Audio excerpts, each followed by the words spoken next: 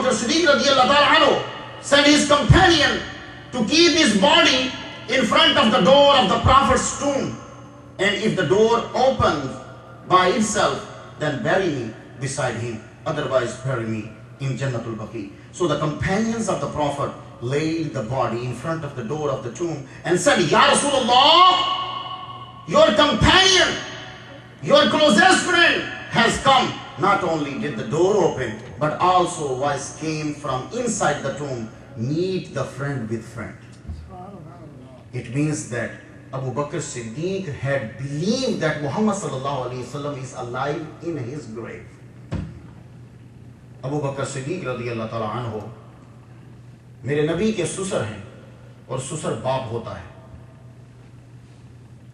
میرے نبی کے دوست ہیں, بچپن میں ایک ہی گلی میں رہے ہیں.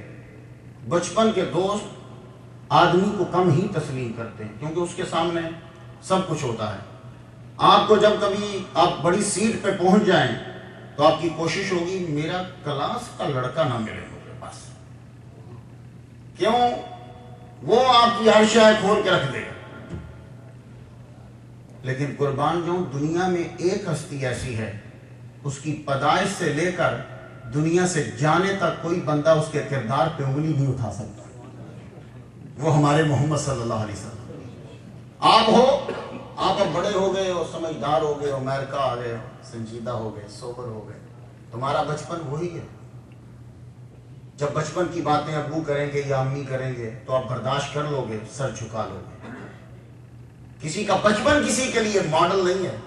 واحد میرا نبی ہے کہ جس کا بچپن بھی دنیا کے لیے ماڈل اور نمونہ ہے.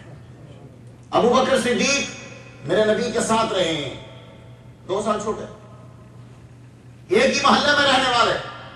میرے نبی نے جب اعلان نبوت کیا تب یہ شام میں, سیریا میں تھے. واپس آ کے صرف اتنا پوچھا, آپ نے اعلان نبوت کیا ہے؟ حضور صلی اللہ علیہ وسلم نے فرمایا ہاں, اللہ نے مجھے نبی بنایا. کوئی سوال نہیں کیا, ہاتھ آگے بڑھایا, نبی کی بات کر لی. اسی لیے حضور نے کہا تھا اپنی آخری عمر میں, منبر پہ بیٹھ کے کہا, میں نے ہر ایک کو اسلام پیش کیا. کسی نے دن مانگے, کسی نے مشورہ لینے کی بات کی, کسی نے کچھ کہا, کسی نے معجزہ مانگا. یہ ابو بکر واحد ہے, میں نے ادھر اسلام پیش کیا, ادھر اس نے اسلام قبول کر لیا, اور میں نے سب کے احسانوں کا بدلہ چکا دیا ہے. صرف ابو بکر صدیق رہ گیا ہے, اس کے احسانوں کا بدلہ خدا ہی چکائے گا. حضرت ابو بکر صدیق رضی اللہ تعالیٰ عنہ. اور آج ہم 1432 سال کے بعد دیکھتے ہیں کہ سارے آپس میں لڑ رہے ہیں. میں آپ کو ایک مثال دیتا ہوں, تقریر لمبی ہو جائے گی. ایک مثال سنو. مولا علی نے 9 شادیاں کی, بہت دھیان سے جملہ سنیے.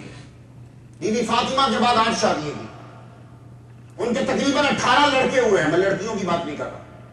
مولا علی کے 18 لڑکے, حسن و حسین, محسن, اسے چھوڑیے, ٹوٹل ملا کے 18 لڑکے. 18 لڑکوں کے نام جانتے ہو؟ نہیں, اسی لیے تو مولوی رکھا جاتا ہے. 18 لڑکوں میں سے 3 لڑکوں کے نام کیا ہے؟ حضرت ابو بکر, حضرت عثمان, حضرت عمر. تو 18 لڑکوں میں سے 3 لڑکوں کے نام حضرت ابو بکر, ایک کا حضرت عثمان, ایک کا حضرت عمر ہے. تو کیا کافروں کے ناموں پہ نام رکھے جاتے ہیں؟ نہیں. کیا دشمنوں کے ناموں پہ نام رکھے جاتے ہیں؟ نہیں. آپ لوگ شیطان کے نام پہ نام نہیں رکھیں گے کیونکہ دشمن ہے. آپ اپنے بیٹے کا نام نمرود نہیں رکھیں گے کیونکہ دشمن ہے. آپ اپنے بیٹے کا نام ابو جان نہیں, یہ میرا بڑا بیٹا ابو جان نہیں رکھیں گے تو دشمن ہے. ایون کہ لوگ اپنے بیٹے کا نام یزید نہیں رکھتے. اب یار لوگ کہیں گے شاید یہ کربلا میں امام حسین کو مارنے والا اسی کا خاندان تھا. نہیں رکھتے, دشمن ہے. تو بتاؤ اگر حضرت علی کی دشمنی تھی ابو بکر صدیق سے تو ان کے بیٹے کا نام ابو بکر کیوں ہے, ان کے بیٹے کا نام عمر کیوں ہے, ان کے بیٹے کا نام عثمان کیوں ہے؟ اور پھر سنو, امام حسن کے بیٹے, امام حسن مولا علی کے بیٹے, مولا علی کا بیٹا حسن, اور حسن کے بیٹے کا نام ابو بکر ہے. اور وہ کربلا میں اس نے حصہ لیا, امام حسین کی طرف سے وہ جنگ لڑے تھے. اس لیے دیکھو پلیز, آپ کے سامنے جب قرآن آ جائے پھر تاریخ کی کتابوں کو آگ لگا کے رکھ دو. قرآن نے اتنا کہہ دیا, رحماء بینہم, محمد کے یار آپس میں پیار کرتے تھے. بس ایک آیت ہی ہمارے لیے کافی. ابو بکر صدیق رضی اللہ تعالیٰ عنہ دنیا سے تشریف لے جانے لگے. آج عام لوگوں کا عقیدہ تو بڑا عجیب سا ہو گیا ہے. ہمارے پاس ٹائم نہیں ہے, اس لیے جلدی سے جو چیز ملتی ہے وہ ہم لے لیتے ہیں, غور نہیں کرتے, ٹائم نہیں, کون پڑھے کتابیں, اتنا ٹائم ہی نہیں ہمارے پاس. اور امریکہ کا سرکل ہی کچھ ایسا ہے کہ آپ لوگوں کو ایسا پھنسا دیا گیا ہے کہ جب آپ کو تھوڑی سی ہوش آنے لگے تو تب نیند آ جائے, آپ کو فرصت ہی نہ لینے دی جائے.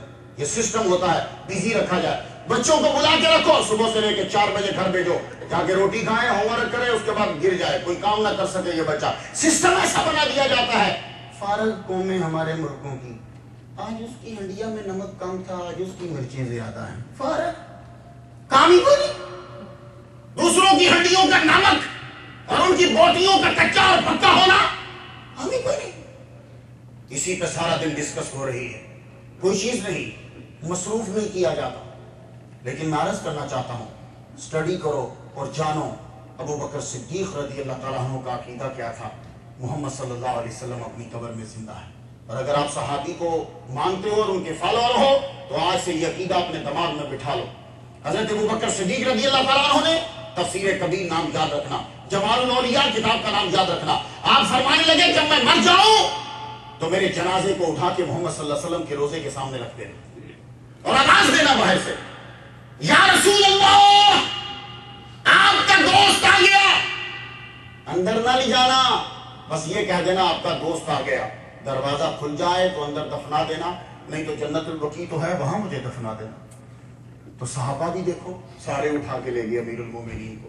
اگر نبی کی قبر پہ جانا شرک ہو تو امیر المومنین کے جنازے کو اٹھا کے تو قبرستان میں لے جانا چاہیے, حضور کے دروازے پہ کیوں لے جا رہے ہیں؟ ابو بکر صدیق رضی اللہ تعالیٰ عنہ کے جسد انور کو اٹھا کے دروازے پہ رکھا تو آواز دی, یا رسول اللہ آپ کا یار آ گیا ہے, جسے آپ نے کہا تھا کہ میرے غار کا یار ہے وہ آ گیا. صرف دروازہ ہی نہیں خود بخود کھلا, اندر سے آواز آئی, اوصل الحبیب الی الحبیب, یار کو یار سے ملا دو. حضرت ابو بکر صدیق رضی اللہ تعالیٰ عنہ کو پھر اس گنبد میں لٹا دیا. حضور صلی اللہ علیہ وسلم اپنی ظاہری زندگی میں فرما گئے تھے کہ یہاں 3 قبروں کی جگہ ہے اور عیسیٰ علیہ السلام آخری قبر بنے گی اس کے اندر. حضرت بی بی عائشہ کا بڑا دل کرتا تھا کہ میری قبر اس کے اندر بن جائے, نہیں بن پائی. حضرت امام حسن کا بڑا دل کرتا تھا میری قبر اس کے اندر بن جائے, نہیں بن پائی. حضرت زبیر کا بڑا دل کرتا تھا میری قبر اس کے اندر بن جائے, نہیں بن پائی, کیونکہ میرا نبی ظاہری زندگی میں کہہ چکا. ایسے داخل ہوتے ہوئے کہا, دائیں طرف ابو بکر صدیق اور بائیں طرف حضرت عمر. کہا ہم قیامت کے دن بھی اسی طرح اٹھیں گے. تو اٹھیں گے اسی طرح تبھی نا جب لیٹے بھی اکٹھے ہی ہوں گے. تو ابو بکر صدیق اور حضرت عمر اکٹھے لیٹے ہیں. آج بھی جا کے دیکھ لیجئے, اللہ تعالی ہمیں ان کی عزت کی توفیق عطا فرمائے. وآخر دعوانا الحمدللہ رب العالمین.